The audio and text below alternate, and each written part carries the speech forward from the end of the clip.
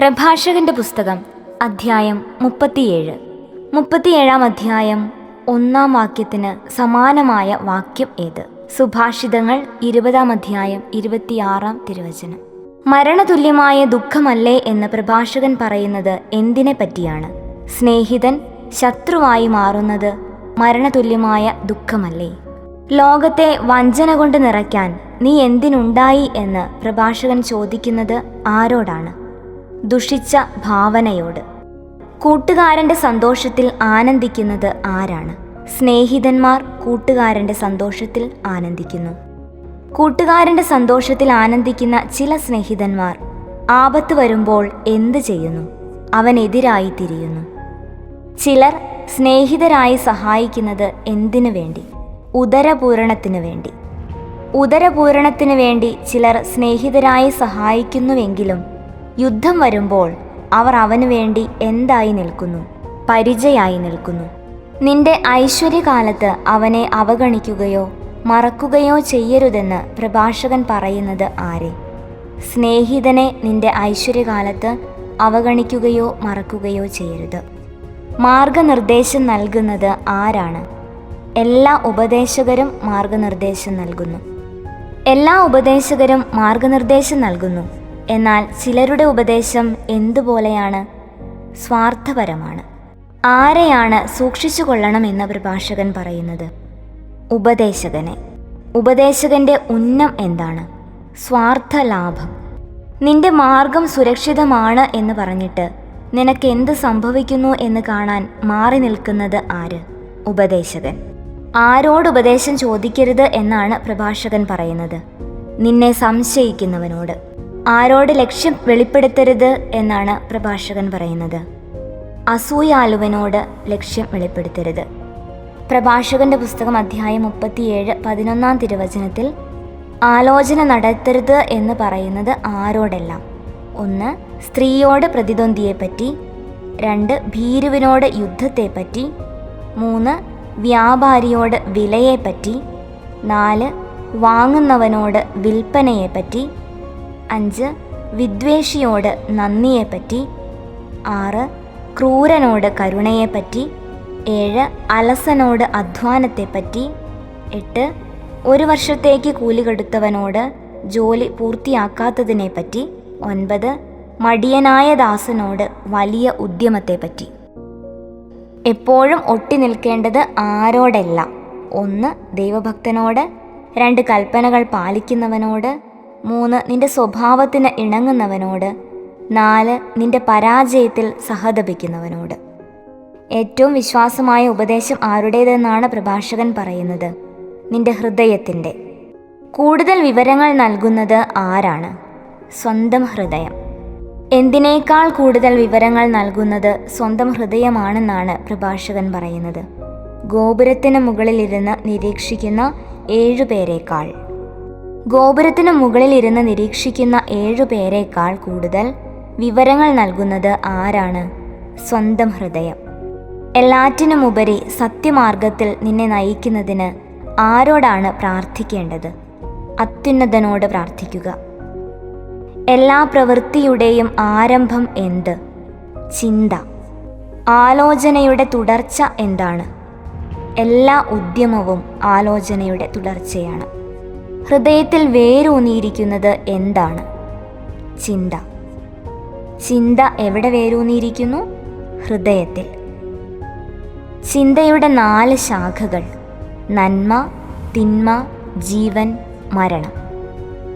നന്മയുടെയും തിന്മയുടെയും ജീവന്റെയും മരണത്തിൻ്റെയും നിയന്താവ് ആരാണ്? നാവ്.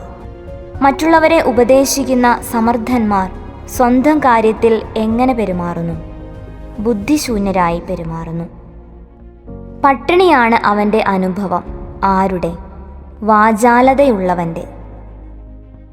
ഒന്നിലും ജ്ഞാനമില്ലാത്തതുകൊണ്ട് കർത്താവ് അവനെ അനുഗ്രഹിച്ചില്ല. ആരെ? വാചാലതയുള്ളവനെ. തൻ കാര്യത്തിൽ ജ്ഞാനിയായവൻ്റെ ജ്ഞാനം ഒതുങ്ങുന്നത് എവിടെ? അവൻ്റെ വാക്കുകളിൽ ഒതുങ്ങുന്നു. സ്വന്തം ജനത്തെ ഉപദേശിക്കുന്നത് ആര്? ജ്ഞാനി സ്വന്തം ജനത്തെ ഉപദേശിക്കുന്നു. അവൻ്റെ വിവേകത്തിൻ്റെ ഫലം വിശ്വസനീയമാണ്. ആരുടെ? ജ്ഞാനിയുടെ. സ്തുതി കുന്നുകൂടുന്നത് ആരുടെ മേലാണ്? ജ്ഞാനിയുടെ മേൽ. കാണുന്നവരെല്ലാം ഭാഗ്യവാൻ എന്ന് വിളിക്കുന്നത് ആരെ? സ്തുതി കുന്നുകൂടുന്ന ജ്ഞാനിയെ. ആരുടെ ദിനങ്ങളാണ് പരിമിതമായിരിക്കുന്നത്? മനുഷ്യൻ്റെ ദിനങ്ങൾ പരിമിതമായിരിക്കുന്നു. ആരുടെ ദിനങ്ങളാണ് സംഖ്യാതീതം എന്ന് പ്രഭാഷകൻ പറയുന്നത്? ഇസ്രായേലിൻ്റെ ദിനങ്ങൾ. സ്വജനമധ്യത്തിൽ ആദരം നേടും ആര്? ജ്ഞാനി. ആരുടെ നാമമാണ് നശ്വരമാകുന്നത്? ജ്ഞാനിയുടെ നാമം. മകനെ, ജീവിച്ചിരിക്കുമ്പോൾ ആത്മശോധന നടത്തുക, ഹാനികരമായത് ചെയ്യരുത്. അദ്ധ്യായം വാക്യം ഏത്? പ്രഭാഷകന്റെ പുസ്തകം അദ്ധ്യായം 37, 27 വാക്യം. 37 അധ്യായം 28 വാക്യത്തിന് സമാനമായ വാക്യം ഏത്? 1 കോറിന്തോസ് 6 അധ്യായം 12 വാക്യം. അതിരു കവിഞ്ഞ അഭിനിവേശം പാടില്ലാത്തത് എന്തിലാണ്? ആഡംബരത്തിൽ. ഭക്ഷണത്തിൽ എന്ത് കാണിക്കരുത് എന്നാണ് 37 അധ്യായം 29 വാക്യത്തിൽ പറയുന്നത്? ഭക്ഷണത്തിൽ ആർത്തി കാണിക്കരുത്. അമിതാഹാരം എന്തിന് കാരണമാകുന്നു? രോഗത്തിന് കാരണമാകുന്നു. ദഹനക്ഷയം ഉണ്ടാക്കുന്നത് എന്താണ്? അമിതഭോജനം. അനേകരുടെ മരണത്തിന് ഇടയാക്കിയിട്ടുള്ളത് എന്താണ്? അമിതഭോജനം. ദീർഘായുസ് ലഭിക്കുന്നത് ആർക്കാണ്? അമിതഭോജനം നിയന്ത്രിക്കുന്നവന്. പ്രഭാഷകന്റെ പുസ്തകം അധ്യായം 37. വൈദ്യനെ ബഹുമാനിക്കേണ്ടത് എന്തുകൊണ്ട്? നിനക്ക് അവനെ ആവശ്യമുള്ളതുകൊണ്ട്. വൈദ്യന്റെ ജ്ഞാനം എവിടെ നിന്ന് വരുന്നു? അത്യുന്നതത്തിൽ നിന്ന് വരുന്നു. വൈദ്യനെ സമ്മാനിക്കുന്നത് ആരാണ്? രാജാവ്. വൈദ്യനെ ഉന്നതനാക്കുന്നത് എന്ത്? അവൻ്റെ വൈഭവം. വൈദ്യനെ പ്രശംസിക്കുന്നത് ആര്? മഹാന്മാർ വൈദ്യനെ പ്രശംസിക്കുന്നു. ഭൂമിയിൽ നിന്ന് ഔഷധങ്ങൾ സൃഷ്ടിച്ചത് ആര്? കർത്താവ്. എന്തിനെയാണ് ബുദ്ധിയുള്ളവൻ അവഗണിക്കാത്തത്? ഔഷധങ്ങളെ. കർത്താവ് തൻ്റെ ശക്തി വെളിപ്പെടുത്തിയ അത്ഭുതം എന്ത്? വെള്ളത്തെ തടിക്കഷ്ണം കൊണ്ട് മധുരീകരിച്ചത്. എന്തിനാണ് ദൈവം മനുഷ്യർക്ക് സിദ്ധികൾ നൽകിയത്? മനുഷ്യൻ്റെ അത്ഭുത കൃത്യങ്ങളിൽ മഹത്വപ്പെടേണ്ടതിന്. മനുഷ്യർക്ക് നൽകിയ സിദ്ധികളിലൂടെ കർത്താവ് എന്തു ചെയ്യുന്നു?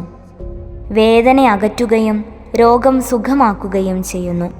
ഔഷധങ്ങൾ ഉപയോഗിച്ച് മിശ്രിതമുണ്ടാക്കുന്നത് ആര്? ഔഷധ നിർമ്മാതാവ്. ഭൂമുഖത്ത് ആരോഗ്യം വ്യാപിപ്പിക്കുന്നത് ആര്? കർത്താവ്. രോഗം വരുമ്പോൾ ഉദാസീനനാകാതെ ആരോടാണ് പ്രാർത്ഥിക്കേണ്ടത്? കർത്താവിനോട്. ഉദാസീനനാകാതെ പ്രാർത്ഥിച്ചാൽ കർത്താവ് എന്താണ് ചെയ്യുന്നത്? അവിടുന്ന് അവനെ സുഖപ്പെടുത്തും. തെറ്റുകൾ തിരുത്തി ഏതു മാർഗത്തിലേക്ക് തിരിയാനാണ് പ്രഭാഷകൻ പറയുന്നത്? നേരായ മാർഗത്തിലേക്ക്. തെറ്റുകൾ തിരുത്തി നേരായ മാർഗത്തിലേക്ക് തിരിഞ്ഞ് പാപം കഴുകിക്കളയേണ്ടത് എവിടെ നിന്ന്? ഹൃദയത്തിൽ നിന്ന്. പ്രഭാഷകൻ പറയുന്ന സമർപ്പണ വസ്തുക്കൾ എന്തെല്ലാം? സുരഭില ബലിയും നേർത്ത മാവും. കാഴ്ച വസ്തുക്കളിൽ കഴിവിനൊത്ത് പകരേണ്ടത് എന്ത്? എണ്ണ. വൈദ്യന് അർഹമായ സ്ഥാനം നൽകേണ്ടത് എന്തുകൊണ്ട്? അവനെക്കൊണ്ട് നിനക്ക് ആവശ്യമുണ്ട്. ആരുടെ കൈകളിൽ വിജയം സ്ഥിതി ചെയ്യുന്ന അവസരമുണ്ട് എന്നാണ് പ്രഭാഷകൻ പറയുന്നത്? വൈദ്യൻ്റെ കയ്യിൽ. രോഗം നിർണയിച്ച് സുഖപ്പെടുത്തി ജീവൻ രക്ഷിക്കാൻ കർത്താവിനോട് പ്രാർത്ഥിക്കുന്നത് ആര്? വൈദ്യൻ. വൈദ്യസഹായം തേടേണ്ടി വരുന്നത് ആർക്ക്? സ്രഷ്ടാവിൻ്റെ മുൻപിൽ പാപം ചെയ്യുന്നവന്. മരിച്ചവനെ ഓർത്ത് എന്തു ചെയ്യാനാണ് പ്രഭാഷകൻ പറയുന്നത്? മരിച്ചവനെ ഓർത്ത് കരയാൻ. മരിച്ചവർക്ക് വേണ്ടി ചെയ്യേണ്ടത് എന്തെല്ലാം? 1. അവരെ ഓർത്ത് കരയുക. 2. വിലപിക്കുക. 3. മൃതദേഹം സമർഹമായി സംസ്കരിക്കുക.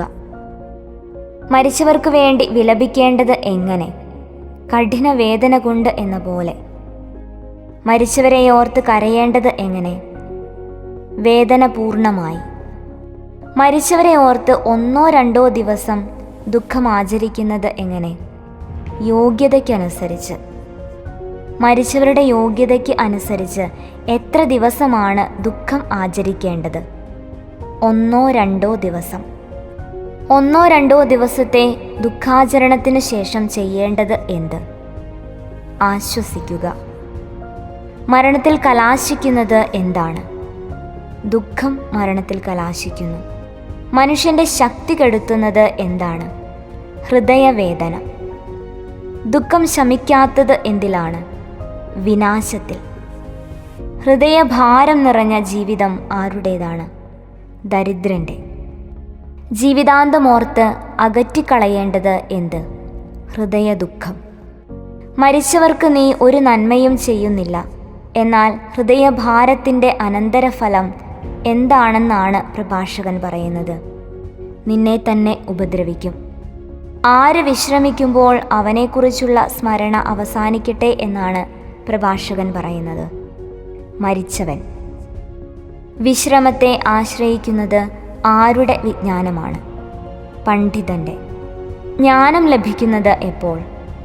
വ്യഗ്രതകൾ ഒഴിയുമ്പോൾ. ഉഴവുചാലുകളെപ്പറ്റി ചിന്തിക്കുന്നത് ആര്? കലപ്പ പിടിക്കുന്നവൻ. പുതിയ രൂപങ്ങൾ നിർമ്മിക്കുന്നതിലും ചൈതന്യമുള്ള ചിത്രങ്ങൾ രചിക്കുന്നതിലും പണിക്കൂറ തീർക്കുന്നതിലും മനസ്സിരുത്തുന്നത് ആര്? മുദ്രകുത്തുന്ന കൊത്തുപണിക്കാരും കരവേല വിദഗ്ധരും. അഗ്നിയിൽ തട്ടിവരുന്ന കാറ്റ് അവൻ്റെ മാംസം ഉരുക്കിക്കളയുന്നു. ആരുടെ? ഉലയൂതുന്ന ഇരുമ്പ് പണിക്കാരൻ്റെ. ഇരുമ്പ് പണിക്കാരൻ ഊതുന്നത് എന്ത്? ഉല. ഉലയിലെ ചൂടേറ്റ് ഇല്ലാതാവുന്നത് ആര്? ഇരുമ്പ് പണിക്കാരൻ. ഇരുമ്പ് പണിക്കാരൻ്റെ കാതിൽ കേൾക്കുന്നത് എന്ത്? കൂടമടിക്കുന്ന ശബ്ദം. ഇരുമ്പ് പണിക്കാരൻ്റെ കണ്ണുകളിൽ പതിക്കുന്നത് എന്ത്? പണിത്തരങ്ങളുടെ രൂപഭംഗി. പണിക്കൂറ തീർത്ത് അലങ്കരിക്കാൻ അവൻ ദത്തശ്രദ്ധനാണ്. ആര്? ഇരുമ്പ് പണിക്കാരൻ. സർവദാ കൃത്യനിർവഹണത്തിൽ മുഴുകിയിരിക്കുന്നത് ആര്? കുശവൻ. കുശവൻ ജോലി ചെയ്യുന്നത് എങ്ങനെ? കാലുകൊണ്ട് ചക്രം തിരിച്ച്. എണ്ണം നോക്കി പ്രയത്നം നിർണയിക്കുന്നത് ആരുടെ? കുശവൻ്റെ. കുശവൻ ശ്രദ്ധ പതിക്കുന്ന മേഖലകൾ ഏതൊക്കെ? 1. കൈകൊണ്ട് കളിമണ്ണിന് രൂപം നൽകുന്നു. 2. കാലുകൊണ്ട് കുഴച്ച് പാകമാക്കുന്നു. 3. മിനുക്കുന്നതിൽ ശ്രദ്ധ പതിപ്പിക്കുന്നു. 4. തീച്ചൂള വൃത്തിയാക്കുന്നു. കരവിരുതിൽ ആശ്രയിച്ച് ജീവിക്കുന്നവർ ആരൊക്കെയാണ്? ഇരുമ്പ് പണിക്കാരനും മുദ്ര കുത്തുന്ന കൊത്തുപണിക്കാരനും കരവേല വിദഗ്ധരും. ഇരുമ്പ് പണിക്കാരനും മുദ്ര കുത്തുന്ന കൊത്തുപണിക്കാരനും കരവേല വിദഗ്ധരും കൂടാതെ എന്ത് പണിയാൻ സാധിക്കില്ല? നഗരം പണിയാൻ സാധിക്കില്ല. പൗരസമിതികളിലേക്ക് വിളിക്കപ്പെടാത്തത് ആര്? നഗരം പണിയുന്നവർ. പൊതുസഭയിൽ പ്രാമുഖ്യമില്ലാത്തത് ആർക്ക്? നഗരം പണിയുന്നവർക്ക്. ന്യായാസനത്തിൽ ഇരിക്കാത്തത് ആര്? നഗരം പണിയുന്നവർ ന്യായാസനത്തിലിരിക്കുന്നില്ല. അനുശാസനമോ വിധി പ്രസ്താവമോ വ്യാഖ്യാനിക്കാൻ സാധിക്കാത്തത് ആർക്ക്? നഗരം പണിയുന്നവർക്ക്. ആപ്തവാക്യങ്ങൾ ഉപയോഗിക്കുന്നില്ലാത്തത് ആര്? നഗരം പണിയുന്നവർ. ലോകത്തിൻ്റെ ഘടന അവർ നിലനിർത്തുന്നു. ആര്? നഗരം പണിയുന്നവർ. തങ്ങളുടെ തൊഴിലിനെക്കുറിച്ച് പ്രാർത്ഥിക്കുന്നത് ആര്? മുദ്ര കുത്തുന്ന കൊത്തുപണിക്കാർ, കരവേല വിദഗ്ധർ, ഇരുമ്പ് പണിക്കാർ, കുശവൻ. പ്രഭാഷകന്റെ പുസ്തകം അധ്യായം 39. അത്യുന്നതൻ്റെ നിയമങ്ങൾ പഠിക്കുന്നതിൽ താൽപ്പര്യമുള്ളവർ എന്താണ് ചെയ്യുന്നത്? എല്ലാ പൗരാണിക ജ്ഞാനവും ആരാഞ്ഞറിയുകയും പ്രവചനങ്ങളിൽ ഔത്സുക്യം പ്രദർശിപ്പിക്കുകയും ചെയ്യും. അവൻ വിശ്രുതരുടെ വാക്ക് വിലമതിക്കുകയും ഉപമകളുടെ പൊരുൾ സൂക്ഷ്മമായി അപഗ്രഥിക്കുകയും ചെയ്യും. ആര്? അത്യുന്നതൻ്റെ നിയമങ്ങൾ പഠിക്കുന്നതിൽ താൽപ്പര്യമുള്ളവൻ. അത്യുന്നതൻ്റെ നിയമങ്ങൾ പഠിക്കുന്നതിൽ താൽപ്പര്യമുള്ളവർ വിലമതിക്കുന്നത് ആരുടെ വാക്കാണ്? വിശ്രുതരുടെ. ഉപമകളുടെ പൊരുൾ സൂക്ഷ്മമായി അപഗ്രഥിക്കുന്നത് ആര്? അത്യുന്നതൻ്റെ നിയമങ്ങൾ പഠിക്കുന്നതിൽ താൽപ്പര്യമുള്ളവൻ. ആപ്തവാക്യങ്ങളുടെ ആന്തരാർത്ഥം തേടുന്നത് ആര്? അത്യുന്നതൻ്റെ നിയമങ്ങൾ പഠിക്കുന്നതിൽ താൽപ്പര്യമുള്ളവൻ. ഉപമകളുടെ നിഗൂഢതകളെ സ്വായത്തമാക്കുന്നത് ആര്? അത്യുന്നതൻ്റെ നിയമങ്ങൾ പഠിക്കുന്നതിൽ താൽപ്പര്യമുള്ളവൻ. മഹാന്മാരെ സേവിക്കുകയും ഭരണാധിപന്മാരുടെ മുൻപിൽ പ്രവേശന അനുമതിയും ലഭിച്ചിട്ടുള്ളത് ആർക്ക്? അത്യുന്നതൻ്റെ നിയമങ്ങൾ പഠിക്കുന്നതിൽ താൽപ്പര്യമുള്ളവൻ. വിദേശ രാജ്യങ്ങളിൽ സഞ്ചരിക്കുകയും മനുഷ്യരുടെ നന്മതിന്മകൾ വേർതിരിച്ചറിയുകയും ചെയ്യുന്നത് ആര്? അത്യുന്നതൻ്റെ നിയമങ്ങൾ പഠിക്കുന്നതിൽ താൽപ്പര്യമുള്ളവൻ. അത്യുന്നതൻ്റെ നിയമങ്ങൾ പഠിക്കുന്നതിൽ താൽപ്പര്യമുള്ളവൻ സ്രഷ്ടാവായ കർത്താവിനെ അന്വേഷിക്കാൻ താൽപ്പര്യപൂർവം എഴുന്നേൽക്കുന്നത് എപ്പോൾ? അതിരാവിലെ. അതിരാവിലെ എഴുന്നേൽക്കുന്ന അവൻ ആരുടെ മുൻപിൽ പ്രാർത്ഥനകൾ അർപ്പിക്കുന്നു? അത്യുന്നതൻ്റെ മുൻപിൽ. അതിരാവിലെ എഴുന്നേറ്റ് അത്യുന്നതൻ്റെ മുൻപിൽ പ്രാർത്ഥനകൾ അർപ്പിക്കുന്നവൻ യാചിക്കുന്നത് എന്ത്? പാപമോചനത്തിനായി യാചിക്കുന്നു. അത്യുന്നതൻ്റെ നിയമങ്ങൾ പഠിക്കുന്നതിൽ ജ്ഞാനത്തിൻ്റെ ചൈതന്യം നിറയും എപ്പോൾ? സർവശക്തനായ കർത്താവ് കനിഞ്ഞാൽ. ജ്ഞാനത്തിൻ്റെ ചൈതന്യം നിറഞ്ഞ് പ്രാർത്ഥനാപൂർവം കർത്താവിന് നന്ദി പറയുന്നത് എങ്ങനെ? വിജ്ഞാന വചസ്സുകൾ പൊഴിഞ്ഞ്. വിജ്ഞാന വചസ്സുകൾ പൊഴിഞ്ഞ് പ്രാർത്ഥനാപൂർവം കർത്താവിന് നന്ദി പറയുമ്പോൾ അവൻ്റെ എന്താണ് നേരായ മാർഗത്തിലേക്ക് തിരിയുന്നത്? അവൻ്റെ ചിന്തയും അറിവും. ചിന്തയും അറിവും നേരായ മാർഗത്തിലേക്ക് തിരിയുമ്പോൾ അവൻ ധ്യാനിക്കുന്നത് എന്ത്? അത്യുന്നതൻ്റെ രഹസ്യങ്ങളെക്കുറിച്ച് ധ്യാനിക്കുന്നു. അറിവ് പ്രകടമാക്കുന്നത് എങ്ങനെ? പ്രബോധനങ്ങളിലൂടെ. അത്യുന്നതൻ്റെ നിയമങ്ങൾ പഠിക്കുന്നതിൽ എന്തിലാണ് അഭിമാനം കൊള്ളുന്നത്? ഭർത്താവിൻ്റെ ഉടമ്പടിയുടെ നിബന്ധനകളിൽ. ഒരിക്കലും മാഞ്ഞു പോവുകയില്ല എന്ന് പ്രഭാഷകൻ പറയുന്നത് എന്ത്? ഒരുവൻ്റെ ജ്ഞാനം. സ്മരണ അപ്രത്യക്ഷമാകാത്തതും തലമുറകളിലൂടെ ജീവിക്കുകയും ചെയ്യുന്നതാര്? കർത്താവിൻ്റെ ഉടമ്പടിയുടെ നിബന്ധനകളിൽ അഭിമാനം കൊള്ളുന്ന ജ്ഞാനി. അവൻ്റെ വിജ്ഞാനം പ്രഘോഷിക്കുന്നത് ആര്? ജനതകൾ. എൻ്റെ സ്തുതി ഉദ്ഘോഷിക്കുന്നത് ആര്? സമൂഹം. ആയിരങ്ങളുടേതിനേക്കാൾ ശ്രേഷ്ഠമായ ഒരു നാമം അവൻ അവശേഷിപ്പിക്കും എപ്പോൾ? ദീർഘകാലം ജീവിച്ചിരുന്നാൽ. പൂർണ്ണചന്ദ്രനെ പോലെ ഞാൻ പൂരിതനാണ് എന്ന് പറഞ്ഞത് ആര്? പ്രഭാഷകൻ. അരുവിക്കരയിലെ പനിനീർ ചെടി പോലെ മുട്ടിടുവിൻ എന്ന് പ്രഭാഷകൻ പറഞ്ഞത് ആരോട്? വിശ്വസ്തരായ പുത്രന്മാരോട്. എവിടുത്തെ പനിനീർച്ചെടി പോലെ മുട്ടിടുവിൻ എന്നാണ് പ്രഭാഷകൻ പറയുന്നത്? അരുവിക്കരയിലെ. എന്തുപോലെയാണ് സൗരഭ്യം പരത്തേണ്ടത്? കുന്തുരുക്കം പോലെ. പൂവണിയേണ്ടത് എങ്ങനെ? ലില്ലി പോലെ. വിശ്വസ്തരായ പുത്രന്മാരോട് എന്തെല്ലാം ചെയ്യണമെന്നാണ് പ്രഭാഷകൻ പറയുന്നത്? സുഗന്ധം പരത്താനും സ്തുതിഗീതം ആലപിക്കാനും കർത്താവിൻ്റെ എല്ലാ പ്രവൃത്തികളെയും കുറിച്ച് വാഴ്ത്താനും. കർത്താവിൻ്റെ നാമത്തെ മഹത്വപ്പെടുത്തുകയും അവിടുത്തോട് നന്ദി പറയുകയും ചെയ്യേണ്ടത് എങ്ങനെ? സ്തുതികളോടും ഗാനാലാപനത്തോടും വീണാനാദത്തോടും കൂടെ. എല്ലാ പ്രവൃത്തിയും ആരുടേതാണ്? കർത്താവിൻ്റെ. കർത്താവിൻ്റെ പ്രവൃത്തികൾ എങ്ങനെയുള്ളതാണ്? അത്യുത്തമം. കർത്താവ് കൽപ്പിക്കുന്നത് ഒക്കെയും നിർവഹിക്കപ്പെടുന്നത് ആരുടെ നാമത്തിൽ? കർത്താവിൻ്റെ നാമത്തിൽ. കർത്താവിൻ്റെ പ്രവൃത്തികൾ ഇതെന്ത്, എന്തുകൊണ്ട് എന്നിങ്ങനെ ആർക്കും ചോദിക്കാൻ അവകാശമില്ല. എന്തുകൊണ്ട്? യഥാകാലം എല്ലാം വെളിവാകുന്നതുകൊണ്ട്. ജലം ഒന്നു കൂടിയത് എപ്പോൾ? അവിടുന്ന് അരുളി ചെയ്തപ്പോൾ. ജലാശയങ്ങൾ ഉണ്ടായത് എപ്പോൾ? കർത്താവ് കൽപ്പിച്ചപ്പോൾ. കർത്താവിൻ്റെ ഇഷ്ടം നിറവേറുന്നത് എപ്പോൾ? കർത്താവ് കൽപ്പിക്കുമ്പോൾ. ആർക്കും സാധ്യമല്ലാത്തത് എന്ത്? കർത്താവിൻ്റെ രക്ഷാകര ശക്തിയെ പരിമിതമാക്കാൻ. 39 അധ്യായം 19 വാക്യത്തിന് സമാനമായ വാക്യം ഏത്? ജ്ഞാനത്തിൻ്റെ പുസ്തകം 1 അധ്യായം 7 മുതൽ 10 വരെയുള്ള വാക്യങ്ങൾ. കർത്താവിന് ഒന്നും വിസ്മയകരമല്ല എന്ന് പ്രഭാഷകൻ പറയുന്നത് എന്തുകൊണ്ട്? അനാദി മുതൽ അനന്തത വരെ അവിടുന്ന് കണ്ടുകൊണ്ടിരിക്കുന്നതുകൊണ്ട്. ഓരോന്നും സൃഷ്ടിക്കപ്പെട്ടിരിക്കുന്നത് എന്തിന്? നിശ്ചിത ഉപയോഗത്തിന്. നദി എന്ന പോലെ വരണ്ട ഭൂമിയെ ആവരണം ചെയ്യുന്നത് എന്ത്? കർത്താവിൻ്റെ അനുഗ്രഹം. കർത്താവിൻ്റെ അനുഗ്രഹവും വരണ്ട ഭൂമിയെ ഏതുപോലെ കുതിർക്കുന്നു, വെള്ളപ്പൊക്കം പോലെ. ജനതകൾ കർത്താവിൻ്റെ കോപത്തിന് ഇരയാകുന്നതിനെ എന്തിനോടാണ് ഉപമിച്ചിരിക്കുന്നത്? കർത്താവ് ശുദ്ധജലത്തെ ഉപ്പാക്കി മാറ്റുന്നതിനോട്. ശുദ്ധജലത്തെ ഉപ്പാക്കി മാറ്റുന്നത് ആര്? കർത്താവ്. കർത്താവിൻ്റെ മാർഗം ഋജുവാണ്. ആർക്ക്? വിശുദ്ധർക്ക്. കർത്താവിൻ്റെ മാർഗം ദുഷ്ടർക്ക് എങ്ങനെ? പ്രതിബന്ധങ്ങൾ നിറഞ്ഞതാണ്. തിന്മ ദുഷ്ടർക്ക് എന്ന പോലെ നന്മ സൃഷ്ടിക്കപ്പെട്ടത് ആർക്കു വേണ്ടി? ശിഷ്ടർക്കു വേണ്ടി. മനുഷ്യൻ്റെ പ്രാഥമിക ആവശ്യങ്ങൾ എന്തൊക്കെയാണ്? ജലം, ഇരുമ്പ്, ഗോതമ്പ്, ഉപ്പ്, പാൽ, തേൻ, വീഞ്ഞ്, എണ്ണ, വസ്ത്രം.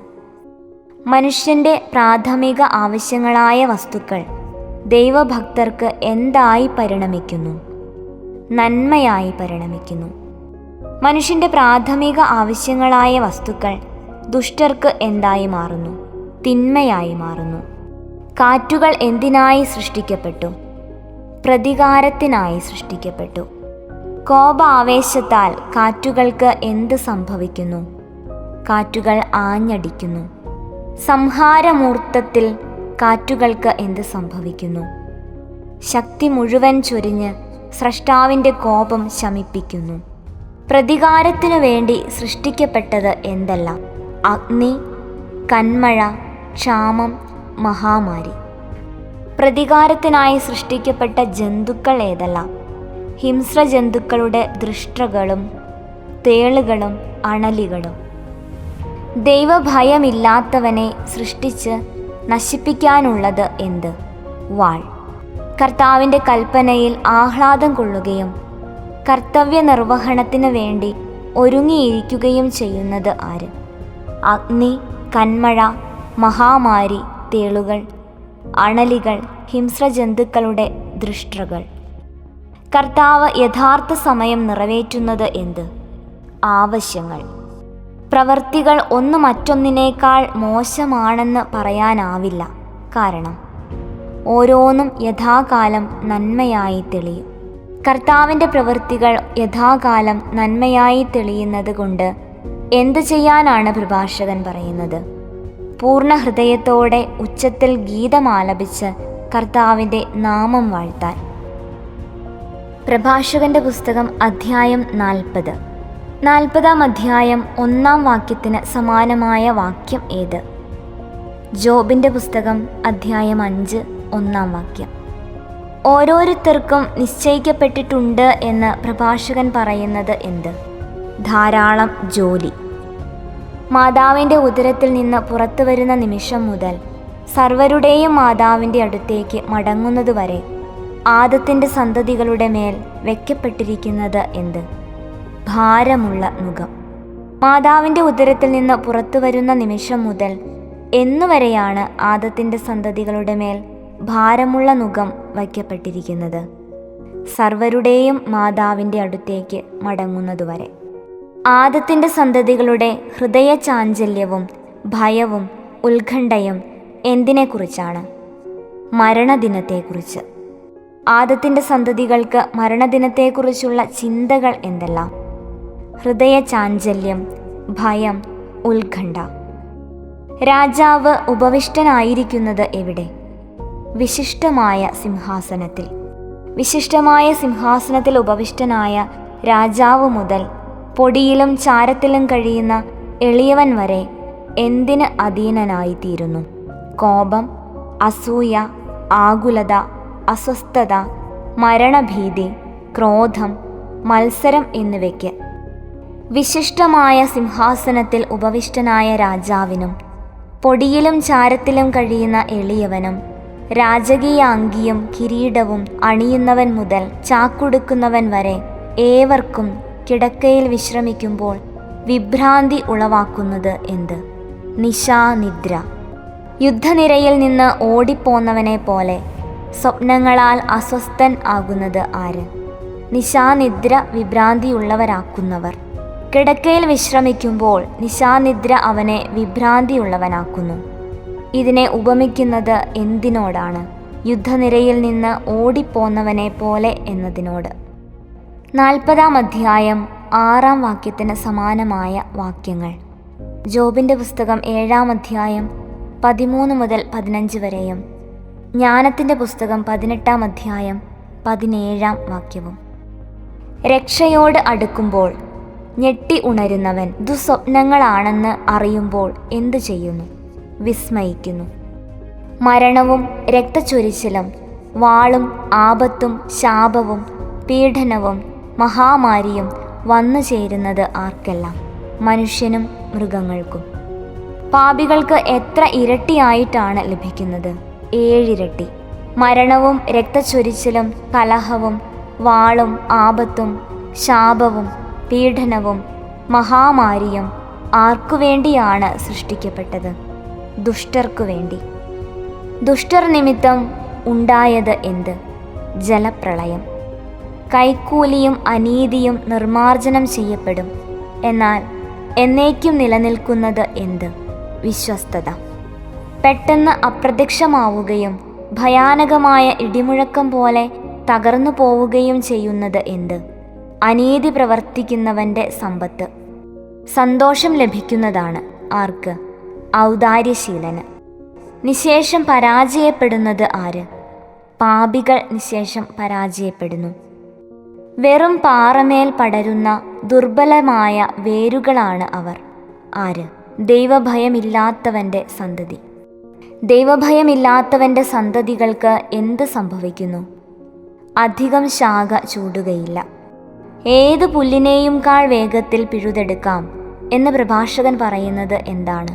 ജലാശയ തീരത്തിലോ നദീതടത്തിലോ വളരുന്ന ഞാങ്ങണ അനുഗ്രഹത്തിൻ്റെ ആരാമം പോലെയാണ് എന്ന് പ്രഭാഷകൻ പറയുന്നത് എന്ത്? കാരുണ്യം. എന്നേക്കും നിലനിൽക്കുന്നത് എന്ത്? ദാനധർമ്മം.